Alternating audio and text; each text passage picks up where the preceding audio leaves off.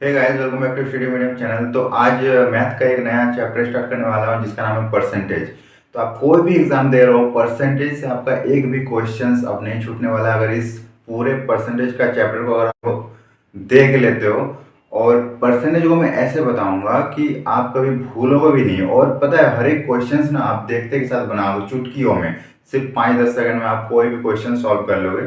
क्योंकि इसमें ज़्यादा कैलकुलेशन हमको करना ही नहीं है, बस देखना है और आंसर देना है। और बहुत सारे क्वेश्चंस तो देख के ही मुंह जुबानी आप आंसर दे सकते हो। तो चलिए वीडियो को शुरू करते हैं। तो क्वेश्चंस हम वही सब कलेक्ट किए हैं जो आपके एग्जामों में पूछे जाएंगे, और उसके अलावा कोई भी एक्स्ट्रा क्वेश्चंस आपको पढ़ने की जरूरत नहीं, क्योंकि जो आपके एग्जामों में पूछे जाएंगे, जो हमेशा पूछे जाते हैं, बस उसी को हम लोग कलेक्ट किए हैं। 100% हर एक एग्जाम में आपको यहीं से क्वेश्चन पूछे जाते हैं। मैंने पूरा ऑब्जर्व कर लिया है। सबसे पहला क्वेश्चन ये रहा आपके स्क्रीन पे। दो संख्या किसी तीसरी संख्या की 30% और 40% है, तो पहली संख्या दूसरी संख्या की कितनी परसेंट होगी? ऐसे क्वेश्चंस आएंगे, बस आप देखोगे और आंसर लगाओगे। ज़्यादा आपको टाइम भी नहीं लगेगा। देखो, मैं कैसे इसको सॉल्व करता हूँ विद इन 5 सेकेंड। ओके, तो देखिए, तीसरी संख्या से जो दूसरी संख्या है वो 30% है, और पहली संख्या 40% है। तो तीसरी संख्या हमें नहीं पता, तो परसेंटेज में अगर हम तीसरी संख्या को 100 मान ले तो ये मेरा काम बहुत ही आसान हो जाएगा। तो मैं क्या करूंगा, जो थर्ड संख्या है वो हमारा 100 है, मैंने मान लिया। ठीक है, थर्ड संख्या 100 है, तो पहली संख्या क्या होगी 30, और दूसरी संख्या क्या होगी 40। मैंने इसको 100 मान लिया, तो डायरेक्टली मुझे मिल गया 30 और 40, परसेंटेज यहाँ से हट गया। ठीक है, अब बोला जा रहा है कि पहली संख्या दूसरी संख्या का कितना परसेंट है। पहली संख्या दूसरी संख्या का कितना परसेंट है? Percentage means 100।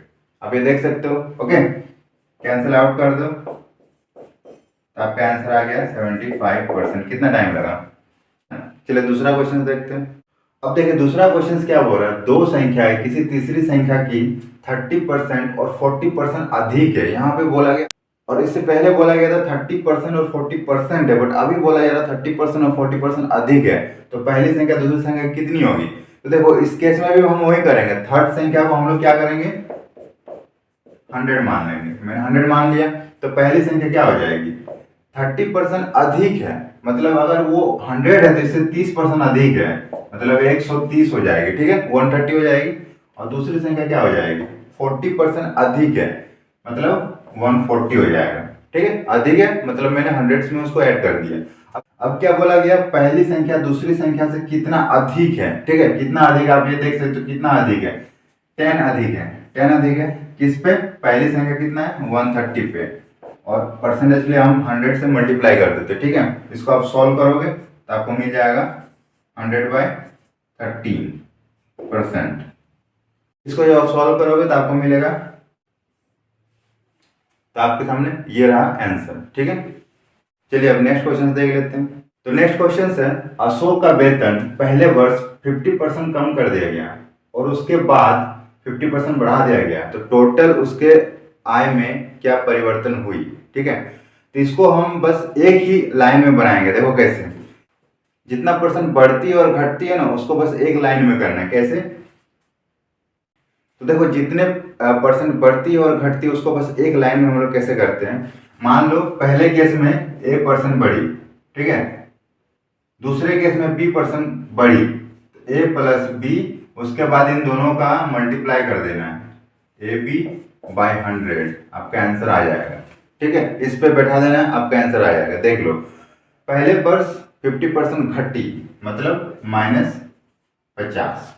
ठीक है, दूसरी वर्ष 50% बढ़ी, मतलब +50। ओके, अब देख लो, यहाँ पे नेक्स्ट जो साइन होगा ये प्लस माइनस का मल्टीपल होगा, मतलब प्लस माइनस माइनस, तो यहाँ पे माइनस लिख दिया, और फिर दोनों का मल्टीपल होगा 50 × 50/100। ओके, 0 से ये कट गया, और आप इसको सॉल्व कर लो। 50-50 कैंसिल आउट, माइनस ये दोनों मल्टीप्लाई हो जाएगा 25%। मतलब टोटल उसका जो इनकम होगा 25% की कमी होगी। कमी क्यों? माइनस है इसलिए कमी होगी। ओके, नेक्स्ट क्वेश्चन है, एक शर्ट की कीमत पहले 30% कम हो जाती है और उसके बाद 40% और कम हो जाती है, तो टोटल कितना परसेंट कम हुआ? ठीक है, तो देखो सेम प्रोसेस से बनाएंगे, पहले 30% कम हो गई, ओके, उसके बाद फिर 40% कम हो गई। और माइनस माइनस क्या होते हैं, प्लस होते हैं, अगला साइन प्लस होगा और फिर इन दोनों का मल्टीपल। देखो ये हम क्यों कर रहे हैं, क्योंकि आगे जाकर मल्टीपल हो रहा है, 30 इंटू 40 बाय 100, ठीक है। देखो 0 0 कैंसिल आउट हो गया, और ये आप सॉल्व करोगे तो ये तो माइनस माइनस माइनस हो जाएगा, -70, और इधर प्लस में आ जाएगा मल्टीपल 12, तो आपका आंसर आ जाएगा परसेंट की कमी, ठीक है। 58% की कमी, कमी क्यों हुई, क्योंकि यहाँ पे माइनस आई रिजल्ट, इसीलिए 58% की कमी। देख लो कितना जल्दी बन रहा है, ज्यादा टाइम नहीं लगेगा। चलिए एक और क्वेश्चन लेते हैं। पहले की संख्या को 10% बढ़ा दिया जाता है, उसके बाद क्या होते हैं 30% और बढ़ा दिए जाते हैं, तो फाइनली कितना परसेंट बढ़ जाते हैं, ठीक है, +10% +30%।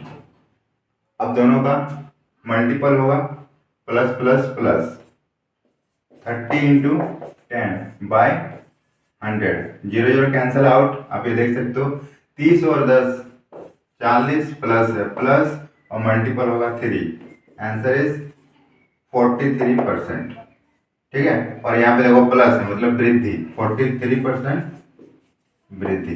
कितना टाइम लगा। नेक्स्ट क्वेश्चन है, ए बी से 20% अधिक है तो बी ए से कितना परसेंट कम है, ओके। बहुत ही सिंपल है, ए बी से 20% अधिक है तो ए बी से 20% अधिक है, बी से अधिक है मतलब बी को हम लोग 100 मान लेते हैं, ठीक है। बी को हम लोग 100 मान लेते हैं क्योंकि बी जो है ना वो दिया गया नहीं है, और ये बोला गया ए जो है ना बी से 20% अधिक है, तो ए कितना होगा, इससे 20% अधिक होगा मतलब 120, ठीक है। नेक्स्ट लाइन में क्या बोला गया, तो बी ए से कितना परसेंट कम है, बी ए से कितना परसेंट कम है, तो आप पहले देखो कितना कम है, पहले तो देखोगे आप ये 20 कम है, अब 20 को परसेंटेज में निकालना है, 20 कम है, किससे कम है, ए से कम है, तो ए का नीचे रखेंगे और परसेंटेज के लिए 100 से मल्टीप्लाई कर देंगे, ठीक है। इसको आप कैंसिल आउट करोगे, 600/6 सॉल्व करोगे तो आपको मिलेगा 16, ठीक है। सॉल्व करोगे तो आपको ये रिजल्ट मिलेगा। अब ये देख सकते हो मतलब एक दूसरे से कितना परसेंट ज्यादा है, दूसरे से कितना परसेंट कम है। इसको एक और तरीके से हम लोग बना सकते हैं, किसी चीज में अगर कोई वृद्धि होती है तो अगला चीज उससे कितना कमी होगा ना, उसको निकालने के लिए हम लोग बस एक ही लाइन यूज करेंगे, कितनी वृद्धि कमी होगी उसको पहले लिख लेंगे, वृद्धि या कमी जो भी होगा उसको ले लेंगे, बटा में 100 प्लस सेम चीज को हम लोग जोड़ देंगे, वृद्धि या कमी, ठीक है। उसको जोड़ दिया 100 से और मल्टीप्लाई 100 कर देंगे, आसानी से निकल जाएगा। देख लो पहला जो है ना वो दूसरे से 20% अधिक है, मतलब हमारा डाटा 20 है, 20 बटा में वही चीज को हम लोग 100 से जोड़ देंगे, जोड़ दिया मल्टीप्लाई 100। अब इसको सॉल्व करो, 20/120 इंटू 100, 6 आपका आएगा 100/6, रिजल्ट आएगा 16 पूर्णा 2/3, है ना, सेम रिजल्ट आया। तो अब देखो नेक्स्ट क्वेश्चन बहुत ही इंपॉर्टेंट है, ये क्वेश्चन 100% आपके एग्जाम में पूछे जाएंगे, ठीक है। आप ये देख सकते हो, चाय की कीमत में अगर 20% वृद्धि हो गई तो खर्च में कितनी परसेंट कमी कर दी जाए जो उसका मासिक जो आय है या मासिक जो व्यय है उसमें कोई परिवर्तन ना हो।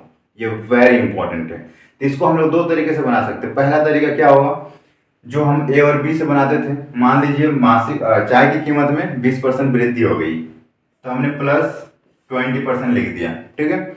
और हम लोग खर्च को कितना परसेंट कमी करें, जो हम लोग यहाँ पे माइनस करते थे वो कितना परसेंट कमी करें वो हमको दिया नहीं गया है, वही पूछा गया है। तो ये हमको नहीं दिया गया तो इसको हम x मान लेते हैं कि ये हमको नहीं पता कितना परसेंट कमी करें, ओके। अब देखो प्लस माइनस माइनस होगी और इन दोनों का मल्टीपल यहाँ पे हम लोग लिखते थे 20x, मतलब 20x हमने लिख दिया बटा 100 कर दिया, ठीक है। और ये करने के बाद अगर हम चाय की कीमत में 20% वृद्धि होती है तो खर्च में हम लोग x% अगर कमी कर देना तो हम लोग का जो मासिक आय है, मासिक व्यय है, जो भी है उसमें कोई परिवर्तन नहीं होगा। तो अगर कोई परिवर्तन नहीं होगा ना तो बराबर 0 कर देना, बराबर 0 कर देना, कोई परिवर्तन नहीं हो रहा है। इससे पहले क्या हो रहा था, बराबर 0 नहीं कर रहे थे क्योंकि हमारे पास वृद्धि और कमी दोनों थी, ओके, वृद्धि और कमी दोनों थी। तो परिवर्तन जो आ रहा था ना वही हमको पूछा गया था और वही परिवर्तन बराबर के उधर आ रहा था, वही मेरा रिजल्ट हो रहा था। लेकिन अब बोल दिया कि परिवर्तन कोई नहीं होगा, परिवर्तन होगा ही नहीं, तो बराबर 0 कर दिया हमने।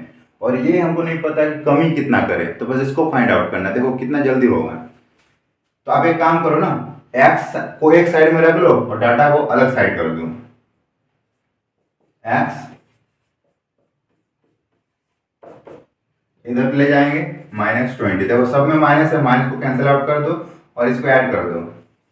100x plus 20x by 100 equal to 20। Okay, अब इसको सॉल्व करो। 120x, ठीक है।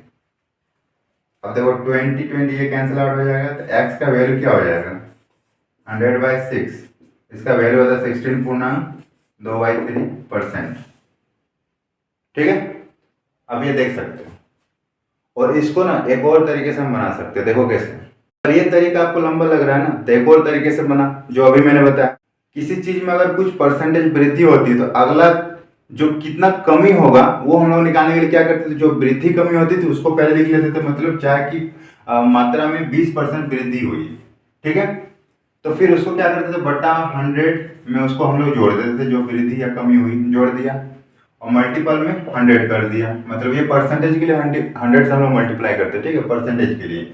अब देखो क्या करेंगे, 20/120 इंटू 100 सॉल्व करो, तो आपका आएगा 100/6 दैट इज 16। सही, 2×2/3 आया ना, सेम रिजल्ट। तो ये आता है आपका एग्जाम में याद रखने का मेथड है, ठीक है। ये मेथड सबसे आसान है और कभी भी किसी एक चीज में चेंजेस हो गया, दूसरी चीज में चेंजेस निकालने हो गए, तो यह प्रोसेस आप बनाओ, 2 सेकंड 5 सेकंड में आपका आंसर आ जाएगा। एग्जाम में एक भी क्वेश्चन छूटने वाला नहीं है, इस प्रोसेस से बनाओ। अभी तो परसेंटेज में मैंने कुछ भी नहीं बताया, अभी परसेंटेज में बहुत सारी चीज बताने बाकी है जो आपके एग्जामों में पूछे जाते हैं, ठीक है। तो परसेंटेज से एक भी क्वेश्चन छूटने नहीं दूंगा, ये मेरा गारंटी, मेरा दावा है। और पूरा सीरीज अगर आप देख लेते हो तो परसेंटेज ही नहीं, पूरा मैथ आपका स्ट्रॉन्ग कर दूंगा, ठीक है। तो पसंद आए तो लाइक कीजिएगा, अपने फ्रेंड के साथ शेयर कीजिएगा और चैनल को सब्सक्राइब जरूर कीजिए। मिलते हैं हम लोग नेक्स्ट वीडियो में, तब तक के लिए बाय बाय।